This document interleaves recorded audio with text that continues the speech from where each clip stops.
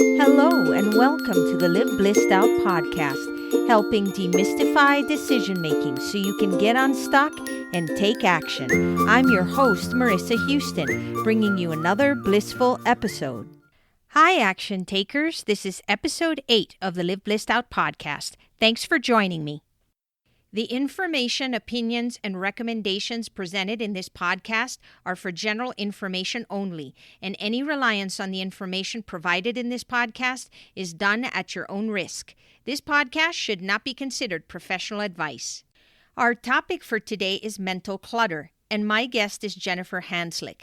Jennifer helps people with hoarding disorder be free from clutter and shame so they can value themselves and live a better life. She created a hoarding cleanout business called Clutter Trucker 11 years ago. She also created the Colorado Hoarding Task Force and Hope for Hoarding coaching program. She spoke at TedX Boulder and also holds workshops, training, and keynote presentations on the topic of shame, judgment, and hoarding. I'm really excited to have you as my guest, Jennifer. It was so much fun catching up with you recently. Yes, it was so much fun. I think that meeting you the other day it was exciting because when we met years ago, we met in a business group and we were both running businesses. And then after years, we both decided to take something off and spin it a different way. So it was fun to catch up and just see exactly what both of us have been up to in the past few years.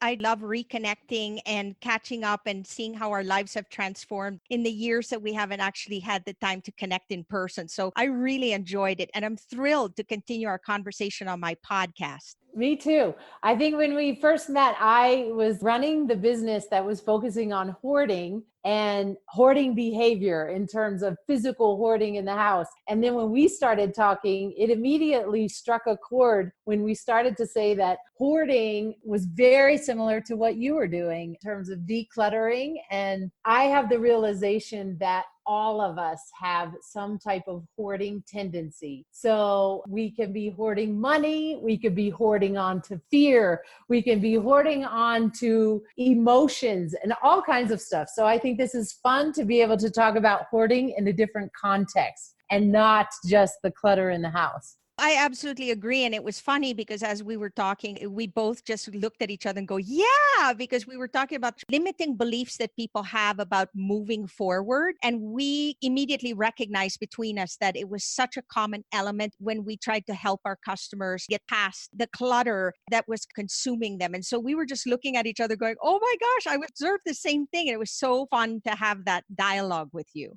Yeah, it really was. I think over the past, I've really began to take a different view in terms of clutter and what my clients are dealing with, because the clutter doesn't start with removing the external things. Helping someone really gets down to internal clutter because it has to start from the inside before you can even start to begin to focus on the external things. So that part is fun.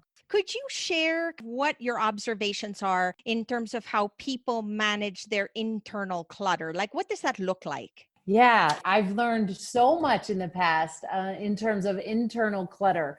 And a lot of it is just becoming keenly aware on our thoughts. So I have learned that we are not our thoughts. Sometimes the amount of thinking that people do, they're thinking, it can get in the way of making big progress because you identify with your thoughts and then you can get into all kinds of trouble. That's one thing. And then I think I also mentioned hoarding in terms of your emotions. So that is a big thing that a lot of people don't realize, but emotions in the body, the sensations that people get in the body can have a big impact on your life, on your limiting beliefs. So I think it's having the connection between your brain and your body and really balancing out your brain and getting in harmony with that. Because if you start to listen to all of your thoughts, they might drive you crazy. And if you don't have awareness around those thoughts, it can lead to some troublesome moments. So how do we overcome that? How do we recognize that that is something that is a bottleneck in our lives, basically, something that's stopping us from moving forward? And how do we then turn around and say, okay, what do I do about it? Yeah, that's such a good question. So I think first and foremost, it's having the awareness of your thoughts and really paying attention to it. And, I heard this on another podcast and I actually do it, and it sounds a little bit crazy at first, but this woman explained how she would label her thoughts and name them. So, for example, throughout her day, like if she was preparing for something and that voice in her head, it turned to worry, she would call it a name, and she would call it Wendy the Worrier. And then it was so cool because she would just say, hello, like, all right, Wendy the Worrier, I don't need you to worry about this right now. I'm trying to do this. So she would acknowledge it, label it, and then move on. And she would have them for everything. She would have like analyzing Amy or judging Judy. Because sometimes that voice in your head, those thoughts in your head, if you let them get out of control, you can go down the rabbit hole and it won't do you any bit of good. So it's having control over your mindset and control over your thoughts. But I think one really important thing that I learned was to just acknowledge it and name it and then move on. I don't even remember where I heard this, but I did watch something somewhere that said that we as human beings actually have multiple personalities in terms of how we want to project ourselves. So, for example, think about when you're talking, like in this podcast, you're worried sometimes, and this is very natural, about saying the right thing or being useful or being of value. And so you want to put your best foot forward. Whereas when you're by yourself doing something, you may be a different personality, or maybe when you're standing in front of an audience, you come across as something different. Maybe you're more introverted in certain areas, more extroverted in others. And we do tend to put ourselves in these situations because we're conscious, we are aware, and we want to put out a certain impression in the environment that we're in. Do you find that that happens? Oh yeah, I do. I do. And it's really uncovering the motivations around it. It's like, it's really getting to the heart of why you're doing what you're doing, and then just acknowledging it so you can become different people. And sometimes that's not always a good thing. I mean, sometimes you may not be in agreement with that person that's showing up, but you're doing it based out of fear. So I'm afraid of something, so I'm showing up in a certain way and it doesn't feel right. And that's that thing that you have to really connect with that in yourself, to where if something isn't feeling right and you're doing it anyway, then you have to just really get honest with yourself and either make that change just so that you stay in alignment with your true self and not that other voice in your head that's comparing yourself to somebody else, that's not feeling worthy, that's not feeling validated. All of those voices you don't have to listen to, and we all have them. And I don't know if this ever happens to you. I find that a lot of times when I'm meeting a friend personally and talking one-on-one, I am my authentic self. I feel so comfortable and I just enjoy the conversation, and I love learning and sharing and engaging with people individually. But then I find that all of a sudden, if there's a room of people, more than one person, let's say 15 people in a big party, and I may only know one person or perhaps no one, I think about it and I go, what is wrong with you? Like, I'm a totally different person. Like, how I behave, I don't feel comfortable. And they can't really see my true self because I'm not feeling it. And I don't understand why. I can't figure out, how do I get past that? Do you have any tips for that in terms of being your authentic self in a situation that maybe doesn't seem as comfortable for you? Yeah, I mean, I don't know. My thought is to always go back and connect to the body. So I think sometimes our minds can get rehearsing stories and they can start going down these paths in our minds. And then when we connect to our body, that can bring us back to the present moment and back to ourselves. So whether that's the breath, we could use our breath. A lot of people don't connect to it. So even in that setting, if I'm in a group setting and I can feel myself, my brain start to go down that rabbit hole that you're describing, I get back to my breath, feel in my body, even if my heart is racing, if you can feel that. I heard once that your body cannot live in the past and it can't live in the future. So your body is always in the present moment. Our minds can go to the past and our minds can go to the future. And that's what creates the anxiety. So that's what I would say. When I work with my clients, that's what I remind them too. It's gets emotional when you're decluttering. But if I can bring them back to their breath in this current moment and not think about everything in the past and the memories of this, and not think about what I'm going to miss if I throw this out, that's kind of where the magic happens. I love your point of how our minds can live in a different place, but our bodies cannot. And the key here is present. It's really important for us to learn from the past, because the past is a guide. For example, if we touch something hot and we burn our finger, we know that when I touch something hot, it hurts, so I probably shouldn't do that again. So we learn from it. We shouldn't dwell on it. I mean, if we dwell on the past, then that doesn't seem to be a very useful way to address our lives. And so being in that present moment is so critical. And like you said, I find that when I'm talking to my clients as well, helping them, I position verbiage to say, what do we want to keep rather than what do we want to throw away? Because in their mind, they seem a little more relaxed, knowing that I'm not going to force them to take something out that has meaning to them, but I want them to understand that they really need to start thinking about what they value. Yeah, I do the same thing. You can't focus on what you need to go, and you can't just go in there and say, we need to get rid of all of this. I most definitely do have that same strategy in working with people. And then, yeah, as far as holding on to the past, we do, and we need to treat our past and learn from it. I think that's the biggest key, is that everything happens as a lesson, good or bad. If we can look at the past as a teacher, that's probably the best thing we can do. And then I think one thing that a lot of people don't really understand too is when something in the past happens and it triggers a strong emotion, that ends up getting stored in the body. And so I've learned this through a lot of work in the past few years, but releasing that can also help to get you unstuck. So it's something that it happens, some kind of traumatic event or something happens in the past, and we hold on to it. We only hold on to it in our bodies, and then that creates the repetitiveness of these thoughts that keep going. So there's ways to let it go in the body too, but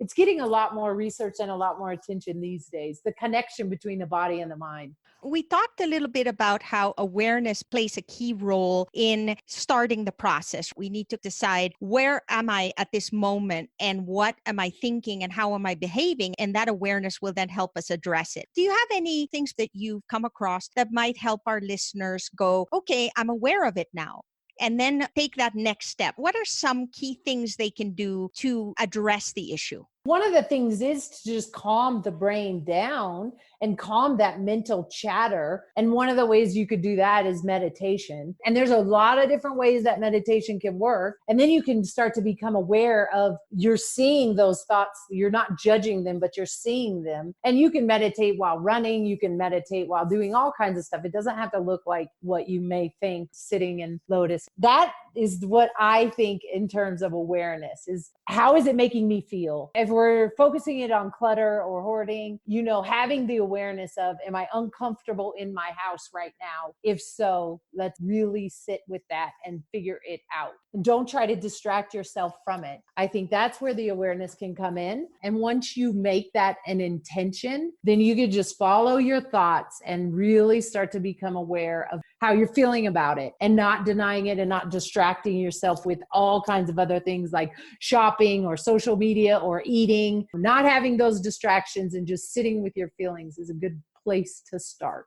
The thing that I find happens with people is they want something because they're dealing with a particular pain point, or perhaps they have a desire to achieve something, but then they put it off. And a lot of times the reason they put it off is because they feel like it's just overwhelming or it's not achievable, or maybe they tried it before and it didn't work. How do we get past that? What's the process we can start to look at so that we can say, this is important enough? It may not be exciting, for example, to declutter. I would rather be going to a concert, but we know that it's such an important pain point and has impacted our lives in a way that we really don't want. And so then how do we change our mindset to say it's worth doing this now, because think of how this is going to impact me long term? Yeah, that's good. I mean, and you talk about procrastination, and Yes.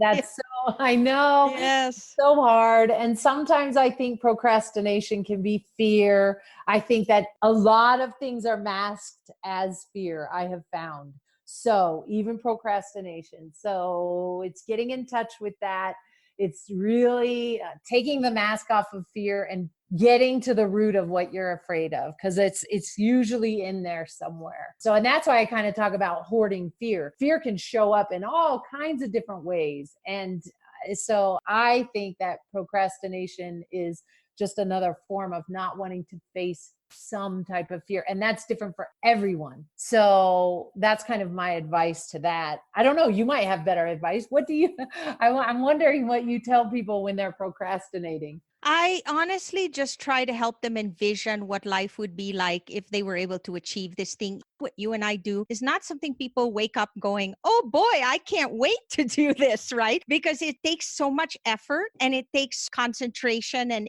physical and mental energy to get to it. Because you think about it, it took a really long time to get cluttered. Yeah. Now we're trying to unclutter, and most of our clients want to do it overnight. They want the product of what happened through years of effort to have to be undone in a day or 3 days or whatever. Yes. And so it's that instant gratification that they're looking for, and they want it done quickly. But at the same time, it's not anything that they really get excited about. They're excited for what they know is going to happen after it's finished. But the process itself is not anything that people come to me and go, oh, I can't wait to do this. It's right. Yeah. So then how do we help them get a sense of what it would feel like? So what I personally like to do, I like to start small, because if I could show them that one space can be transformed in such a small period of time and help them see what that feels like, then I build momentum. Then they get excited about it. Yeah, that's funny. So as you're talking, I'm laughing because it brings us back to our business days when Yes. we're in this group. And I'm thinking of the big why.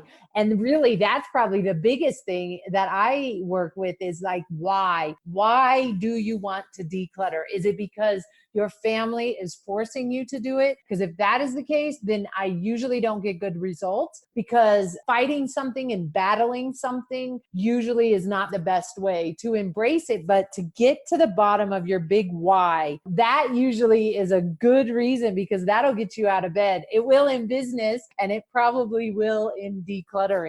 Jennifer, you absolutely hit the nail on the head. That is amazing. Yes, that is exactly it. Because if you're trying to achieve a goal and it's not something that's in your heart, like you're not buying into it and it doesn't have meaning to you and you're not excited to get there, then you're most likely going to just keep setting it aside. Yeah, and you're setting yourself up for failure and Yes. for struggle and for battle, and it shouldn't be that way. So like, you're pointing them into the direction and the vision, but they got to have that themselves. In life, you can't put your vision into somebody else. It's hard. You have to have that for yourself, your own big why. Don't you feel that timing is a big thing too? Because there's only so much you can say to a customer. I mean, even though when you're talking to either a friend or customer, anyone who needs your help, when you try to explain to them why it's so important, at the end of the day, if they're not ready, there's no amount of words that you could say to them that's really going to get them started. However, if they can experience it in some way, in baby steps, if they can feel what it's like to finally not live with that pain, then all of a sudden their minds open up and they're like, oh my gosh, why did I take so long to do this? Yeah. With my clients, I help them focus on themselves first and not judging themselves and not feeling bad and not condemning themselves and calling themselves dirty and shameful. And like, that is not the place to start. So if you're there, you kind of have to make that shift and start to really do some self-care, work on that side of it before you can even go through the process. Because if you're not healthy or in that right state of mind, sometimes we do it in situations that are dramatic, but it's always better to have somebody in a better state to be able to focus on cleaning up. Do you find that some people, when they call you and they say, Jennifer, I really need help with this, they are almost ashamed to have you in, or they feel like they have to do some cleaning of their own before they're even able to get you in? Yeah, it's quite interesting, isn't it? Yes. And this culture is rooted in shame. So many people, you don't even have to be hoarding to be shamed. And that is the heart of my mission, is to get that out, because I've just been doing it for so long that it's just a huge topic of shame and how people judge themselves, much less how society judges you. It's the own self-judgment that will really hold people back. And it's an awful place to live. And most people, I would say, when you just said, when we get a call, I would say 90 to 100%. They're ashamed and they're embarrassed and they're afraid. And it breaks my heart. And that's why I do what I do. And that's probably why you do what you do. But I see so much that is kind of like the deeper universal meaning. And my message is to help uncover that shame and get beyond it. It's holding a lot of people back. And I didn't realize this until I started talking to people and they would say, yes, I need your help. And then they would say, give me a week because I need to clean my space. And I'm just laughing going, no, the whole point is for me to come in and help you with where you're at. You don't have to impress me. And yet they're worried about having a clean space for me to come and declutter for them. And then the other thing too is that I find that it's really critical to teach people how to live this new way rather than do it for them once and then walk away and then they revert back to their old habits. So it's really helping them understand too what caused it. Could it be a circumstantial situation? Could it be something that they've always had to deal with their whole lives? And then from there, really trying to understand what systems work for them so that then when we teach them and help them kind of adapt to this new way of living, that they can maintain it. Don't you agree? I agree. I think maintenance is key. And I think we never, ever stop growing and learning. And it's a lot of inner work. It's a lot of process and systems that you can develop for organization in your home. But at the end of the day, too, it's also staying on top of your own needs and your own self-care. I think that inner work is just as important as your systems and the process to do, like, what do you do when you have mail come in the home? Those are all good and good tips and techniques, but walk into a home after somebody's been depressed for a year, it looks like hoarding. And I just feel so bad because it's not that they're attached to this thing. It's that I've been laid out, depressed, and I didn't want to take out my trash. That's probably more common. And so people don't see it because they hide from it, but it's a big thing. So take care of your inner work, your inner self, and your external will be better too. What kind of resources do you like to refer people to? Are there any maybe articles, books, or people that you like to listen to that changed your way of looking at things that might help our listeners? Oh, that's good. I mean, in terms of business, the last few books that I read, and I think this is all personal preference, and I think timing of where you're at. But I did read The Surrender Experiment by Michael Singer, and that was wonderful because he really is a phenomenal businessman who co-founded WebMD, but he also had this more spiritual connected to his higher self. So that book was unbelievable. Brene Brown, of course, where I sit, all of her work she's done on shame and judgment. She's another person that I love to listen to and read. Those are some from the business standpoint. And again, I think it's all personal preference. All of us are in different stages of our lives and where we want to be. And so things resonate with us depending on where we are at that moment. Really what it's all about, it's sharing and helping each other move forward. It is. And that's how I view it. When somebody tells me to read a book, like if I'm meeting with someone and they tell me to read a book, I take that as like guidance and I read it. So that's usually how I pick my books. It's solely based on recommendation. Yeah. And don't you find that when somebody makes a recommendation, it just happens to be the perfect book at the perfect time? I don't know. It's like they just happen to tell me, read this, and then I read it and I go, oh my gosh, I was thinking about that exact thing. This is awesome. Yep. So that's right. That's exactly right. Do you have an inspiration that drives you to do what you do? Yeah, I think at this stage in the game, as the world is the way it is right now, I think that be the change you wish to see in the world resonates the most, because I think we can sometimes get down the rabbit hole of being hopeless just because of the nature of our culture right now. And in the line of work that I do, I see a lot of mental illness. I see a lot of trauma, and I see less than desirable situations. And I can sometimes go to the point where I maybe feel hopeless. But if I can do the small things and be that, because I think that's the only place we start is individually.